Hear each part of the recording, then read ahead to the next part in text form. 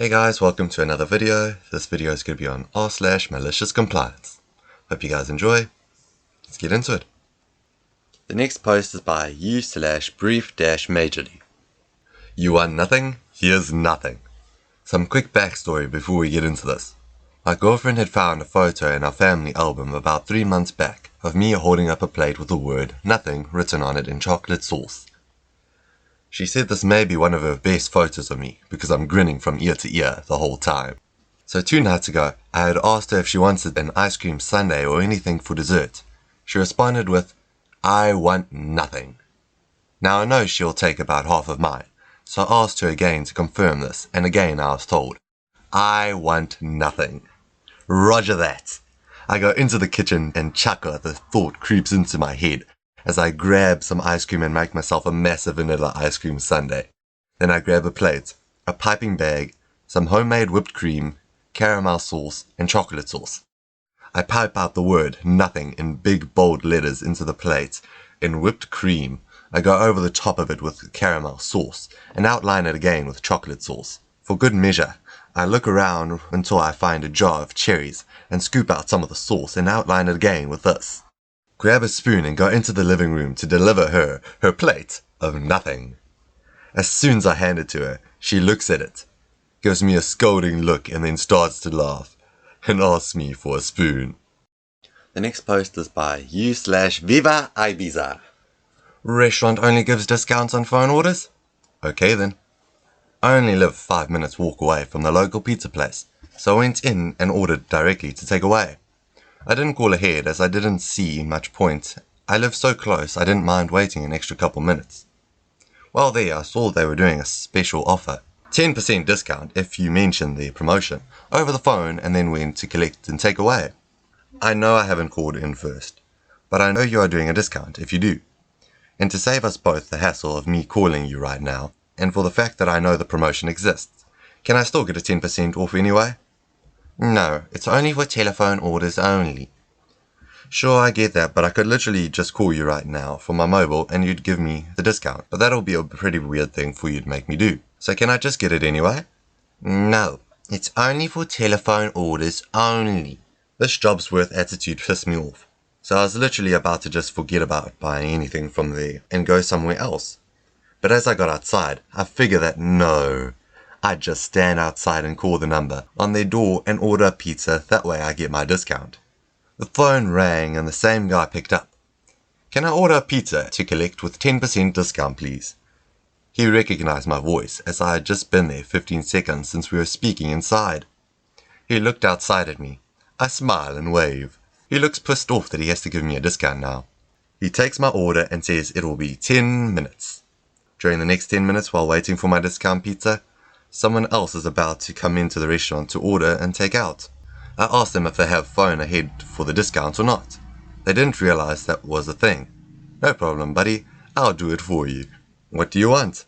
I call the same number again.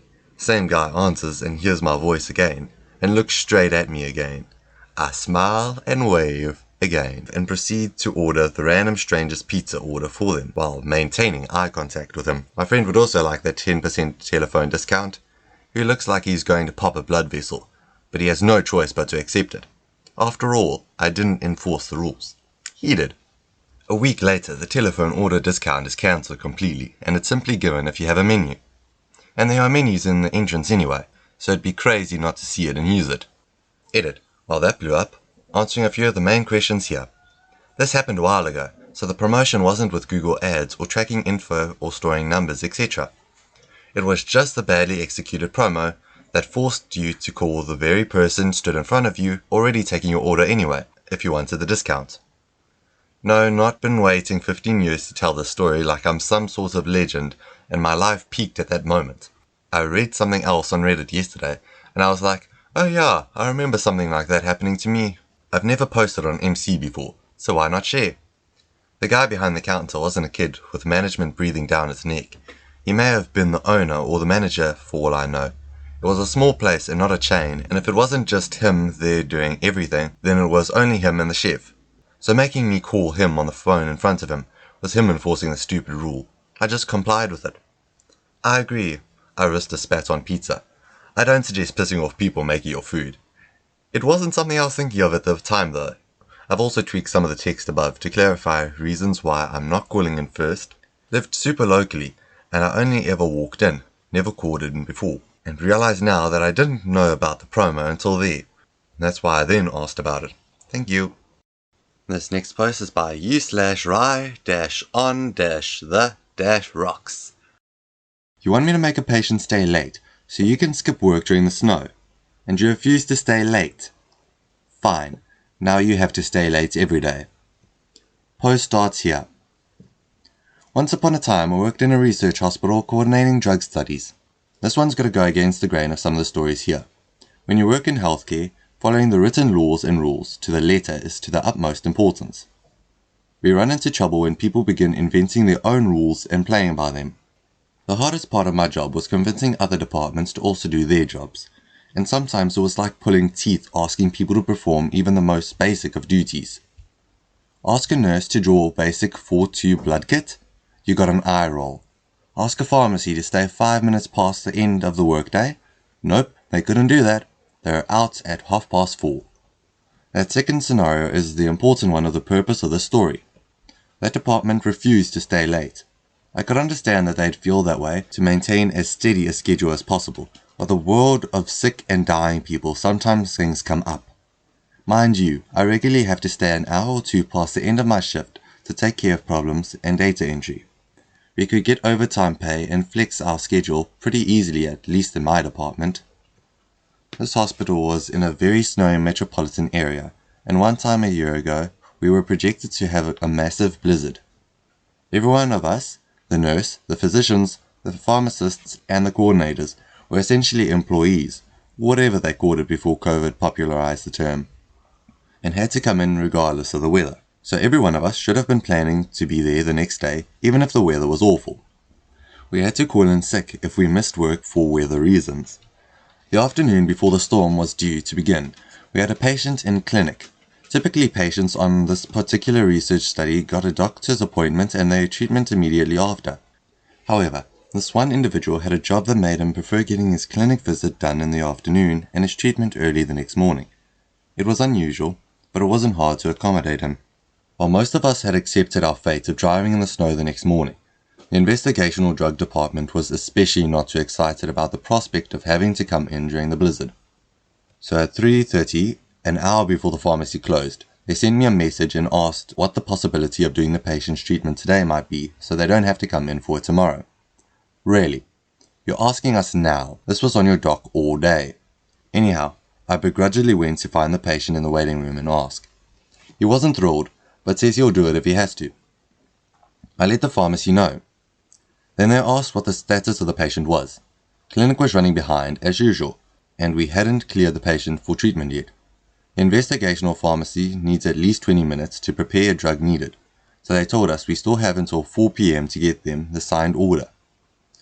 The process of getting a drug order filled involves getting a signed order from the doctor after the patient has been cleared to get a drug, walking it out across the street to the pharmacy, handing in the signed prescription to a pharmacist, waiting for the drug, walking it back to the patients in the first building. This was absolutely not going to happen in 12 minutes. At 4:01, the pharmacy sent me a very rude Slack message, indicating I'd basically missed the window to get my patient in today, and I should do better next time. As a coordinator, you got blamed for absolutely everything. It was the fault of the doctor who had bad time management. Their message said something along the lines of, if you don't come up and give a pharmacist the order by 4:05, there's nothing we can do for your patient. In the future, you should get the order signed and over to us ahead of time so we can prepare it. Ahead of time in this case meant the patient would be prescribed a drug but wasn't yet cleared by the doctor to receive the drug. In my training, the pharmacy director told us we were never ever supposed to do this. It was a huge no-no and would be grounds for massive lawsuit if something went wrong.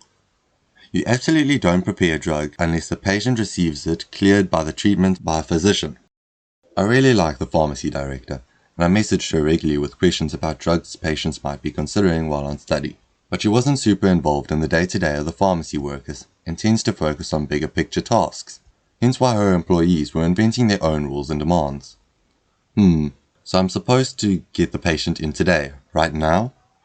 Alright, if you insist. So I got the order signed by the physician ahead of seeing the patient. They didn't really give a shit. Next step, in the words of the person who sent the message, was to take this to a pharmacist.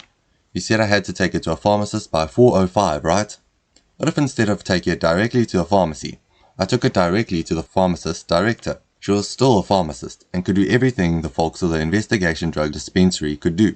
I told her that we hadn't cleared this patient, but I had been urged by the pharmacy to dispense the drugs anyhow, so that the patient wouldn't have to come in tomorrow for the treatment.